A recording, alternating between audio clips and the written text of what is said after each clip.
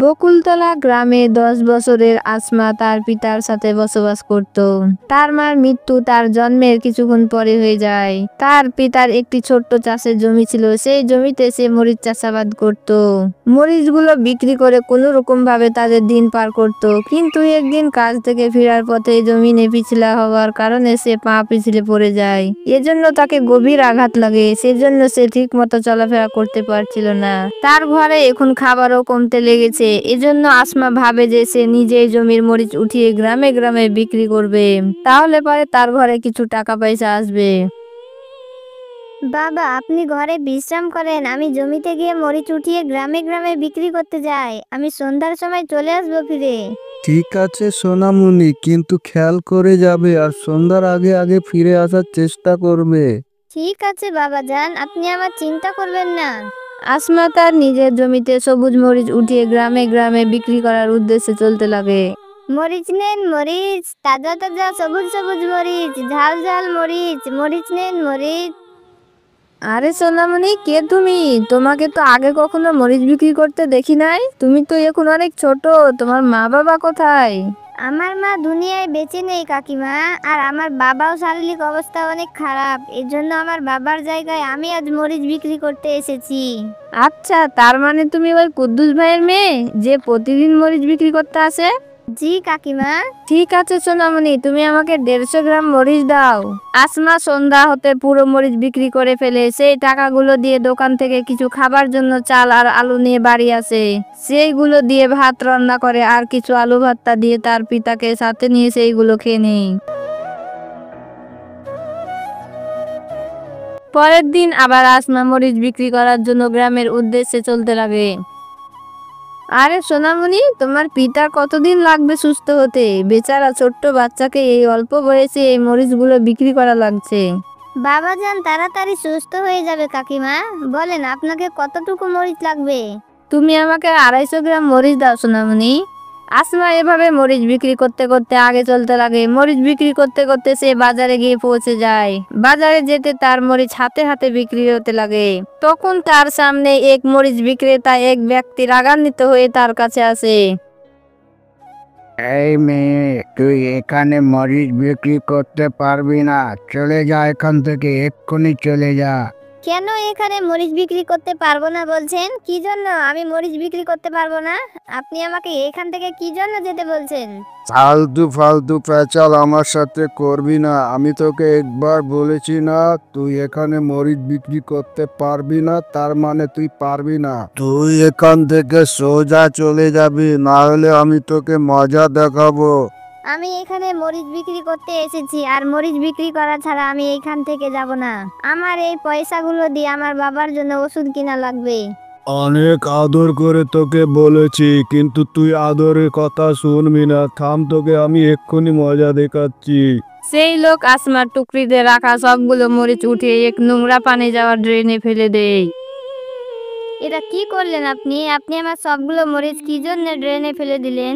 আমি তো এখানে শান্তি মতো মরিচগুলো বিক্রি করছিলাম। আপনি কিন্তু এই কাজটি একদম ঠিক করলেন না। আমার সাথে বেশি কান্নাকাটি করার চেষ্টা করবি না। যা এখান থেকে, চলে যা এক্ষুনি। সেই ব্যক্তি আসমাকে সেইখানে হুমকি দামকি দিচ্ছিল। ঠিক তখনই সেইখানে এক বুড়ো ব্যক্তি আসে। তোমার লজ্জা শরম হয় না এই ছোট বাচ্চার সাথে এরকম খারাপ ব্যবহার করার? তোমার কি লজ্জা শরম বলতে কিছুই নেই? এই বেচারি কোনো না কোনো সমস্যার কারণে এই জন্য এখানে অত অল্প বয়সে এখানে মরিচ বিক্রি করতে এসেছে। জানি না আজকাল মানুষের মনুষ্যত্ব কোথায় চলে গেছে।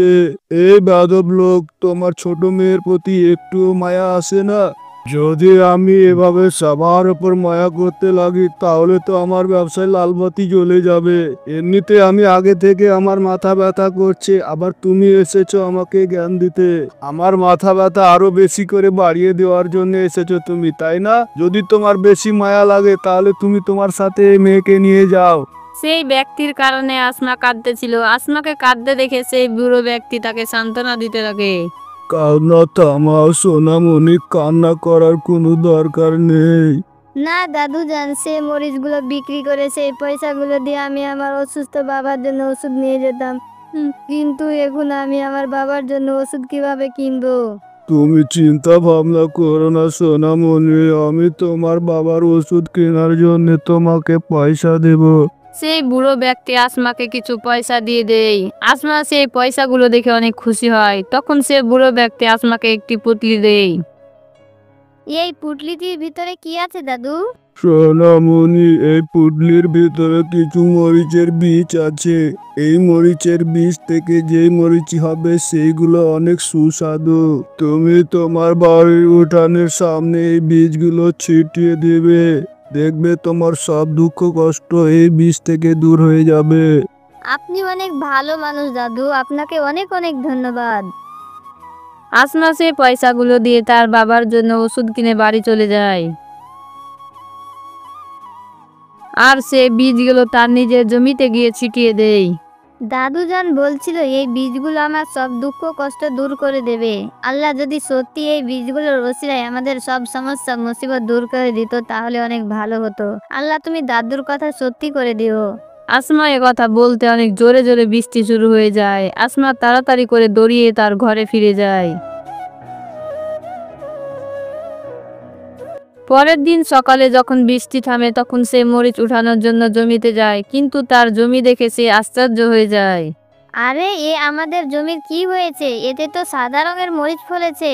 আমি তো সাদা রঙের মরিচ এর আগে কখনোই দেখি নাই। যদি আমি এই মরিচগুলো নিয়ে বাজারে বিক্রি করতে যাই তাহলে তো কেউ কিনবে না, কিন্তু আমাকে তো বাজারে যেতেই হবে। আরে না, আমি বাজারে যাব না। যদি আমি বাজারে যাই তাহলে পরে আবার ওই সেই চাচ্চু আমার মরিচগুলো নোংরা পানি ড্রেনে ফেলে দেবে। আমি গ্রামে গিয়ে মরিচগুলো বিক্রি করব। আসমা সাদা রঙের মরিচগুলো নিয়ে এসে গ্রামের উদ্দেশ্যে রওনা দেয়, কিন্তু সব লোকজন সাদা রঙের মরিচ থেকে কেউ কিনতেই চায় না। আরে এ আবার কোন ধরনের মরিচ? তুমি আমাদেরকে তো খারাপ মরিচ দিচ্ছ না? না না কাকি, এ মরিচ খারাপ না। মরিচ তো একদম তাজা মরিচ, আপনি কিনে তো দেখেন। না না, আমি এ মরিচ কিনবো না। কে জানি এগুলো খেয়ে আমাদের বাড়ির লোকদের অসুস্থ হয়ে যেতে পারে। আসমা সাদা মরিচগুলো বিক্রি করার অনেক চেষ্টা করে, কিন্তু কেউ সাদা মরিচগুলো কিনে না। এজন্য সে অনেক হতাশ হয়ে যায় আর এক গাছের নিচে গিয়ে বসে কান্না করতে লাগে। সেই দাদুজান তো বলেছিল আমাদের সব দুঃখ কষ্ট দূর করে দেবে, কিন্তু এগুলো তো কেউ কিনতে চায় না। আজ তো আমার এক পয়সা বেচা কিনা হয় নাই। আজ আমার ঘরে খাবার জন্য কিছুই নেই। কি নিয়ে যাব? এদিকে বাবাও না খেয়ে আছে। তুমি এভাবে কেঁদো না মিষ্টি সোনামণি। আসমা, আমি তোমাকে সাহায্য করব। আরে এটা কার আওয়াজ শুনতে পেলাম? এখানে তো আমি ছাড়া আর অন্য কাউকে দেখতে পাচ্ছি না। আরে তুমি তো নিজেই আমাদেরকে সাথে করে নিয়ে এসেছো। আমি তো এখানেই আছি। এ কে আমার সাথে কথা বলছে? আমি তো কাউকে সাথে করে নিয়ে আসি নাই। কিন্তু এখানে কোনো ভূত আসে নাই তো? হে আল্লাহ, যদি এখানে ভূত হয় তাহলে তুমি দয়া করে আমাকে বাঁচিয়ে নিও। আরে আরে, তুমি এভাবে ভয় পেও না আসমা। এখানে কোনো ভূত নেই। আমি তোমার সাথে কথা বলছি, জাদুর সাদা মরিচ। কি বললে? জাদুর সাদা মরিচ? আসমা, একটু খেয়াল করে তো এদিকে দেখো, আমি টুকরির ভিতরে আছি। আসমা যখনই টুকরির ভিতরে তাকিয়ে দেখে সে তখন দেখতে পায় একটি হাত পাওয়ালা সাদা মরিচ। আরে তুমি আবার কিরকম মরিচ? তোমার তো হাত পা দুই চোখ সবকিছুই আছে। আমার তো মনে হচ্ছে আজ আমি দিনের বেলায় স্বপ্ন দেখছি। না আসমা, তুমি কোনো স্বপ্ন দেখছো না। আমি তোমাকে সবকিছু খুলে বলছি। কাল যে দাদু তোমাকে বিষ দিয়েছিল সে কোনো সাধারণ মানুষ ছিল না। সে এক ওলি আউলিয়া ছিল। এজন্য সে তোমাকে সাহায্য করার জন্য তোমার পাশে এসেছিল। আমি তারই জাদুর সাদা মরিচ। তুমি আমাকে তোমার বাড়ি নিয়ে চলো, আমি তোমার সব সমস্যা ঠিক করে দেব। জাদুর সাদা মরিচের কথা শোনার পর আসমা তাকে সাথে করে বাড়ি নিয়ে আসে। তখন জাদুর সাদা মরিচ আসমাকে বলে, আসমা, আমি আমার জাদু দিয়ে সবকিছু করতে পারি। তুমি বলো তুমি কি চাও? জাদুর সাদা মরিচ, অনেক দিন থেকে আমার পিতা অসুস্থ হয়ে আছে। আমি চাই তুমি তাকে সুস্থ করে দাও। ঠিক আছে আসমা, তুমি চিন্তা করো না। আমি তোমার বাবাকে এক্ষুনি ঠিক করে দিচ্ছি। জাদু সাদা মরিচ তার হাতে হাওয়ায় ঘোরাঘুরি করে। ঠিক তখনই তার হাত থেকে রোশনির আলো বের হয়ে আসে। আসমার পিতার উপরে ঘুরতে লাগে আর দেখতে দেখতে তার পিতা সুস্থ হয়ে যায়। আরে বাহ, তুমি তো সত্যি সত্যি আমার পিতাকে সুস্থ করে দিয়েছো। কি আমি কি আর তোমার কাছে কিছু চাইতে পারি? হ্যাঁ হ্যাঁ, কেন না আসমা, তুমি আমার কাছে তোমার যা কিছু মনে চাই তাই চাইতে পারো। কি তুমি কি আমার এই ভাঙাচুরো ঘরটাকে মেরামত করতে পারবে? যখনই বৃষ্টি হয় তখনই আমাদের ঘরটিতে পানি পড়তে লাগে, আর আমাকে জায়গায় জায়গায় অনেকগুলো পাত্র রাখা লাগে। তুমি এই কুঁড়ে ঘরটি ঠিক করে দাও না। না আসমা, আমি তোমার এই ভাঙাচুরো কুড়ে ঘর ঠিক করব না। কিন্তু কেন সাদা মরিচ, তুমি তো এখনই বললে তুমি যা চাইবে তাই আমি দিব। তা কিছুই তো তুমি করে দেবে না, তাহলে পরে তুমি কেন আমার ভাঙাচুরো কুড়ে ঘরটিকে ঠিক করবে না? কেন আমি করব না? আমি চাই না যে তুমি আর বেশি সময় এই কুড়ে ঘরে বসবাস করো। তোমার জন্য আমি নতুন করে একটি সুন্দর ঘর বানাবো, তুমি তোমার বাবার সাথে সেই ঘরে বসবাস করবে। তুমি কি সত্যি বলছো জাদুর সাদা মরিচ? আসমা, আমি একদম সত্যি সত্যি কথা বলছি, তুমি শুধু দেখতে থাকো। জাদুর সাদা মরিচ তার নিজের হাত হাওয়াতে ঘোরাতে থাকে, তখন দেখতে দেখতে আসমার ভাঙাচোরা করে ঘরটি আলিশান ঘরে বদলে যায়। আসমা তার নিজের নতুন ঘর দেখে অনেক খুশি হয়। তোমাকে অনেক অনেক ধন্যবাদ জাদুর সাদা মরিচ। আমি স্বপ্নেও ভাবি নাই আমি এত সুন্দর আলিশান বাড়িতে আমার বাবার সাথে বসবাস করব। তোমাকে অনেক অনেক ধন্যবাদ। আমি চাই তুমি আমার সাথে এই বাড়িতে বসবাস করো। তোমার ওপর কৃতজ্ঞতা জ্ঞাপন করছি। ঠিক আছে আসমা, তুমি যদি চাও তাহলে পরে আমি তোমার সাথে এই বাড়িতেই বসবাস করব। সেই দিন থেকে জাদুর সাদা মরিচ আসমার সাথে সেই বাড়িতেই বসবাস করতে লাগে। এখন আসমা তার বাবা আর জাদুর সাদা মরিচের সাথে আনন্দে ফুর্তিতে বসবাস করতে লাগে। বন্ধুরা, আমাদের এই গল্পটি কেমন লেগেছে কমেন্ট করে জানাবেন, আর আগে কোন ধরনের গল্প দেখতে চান সেটি কমেন্টে লিখে দিবেন। চ্যানেলটি সাবস্ক্রাইব করে আমাদের সাথে থাকবেন আর সাপোর্ট করবেন।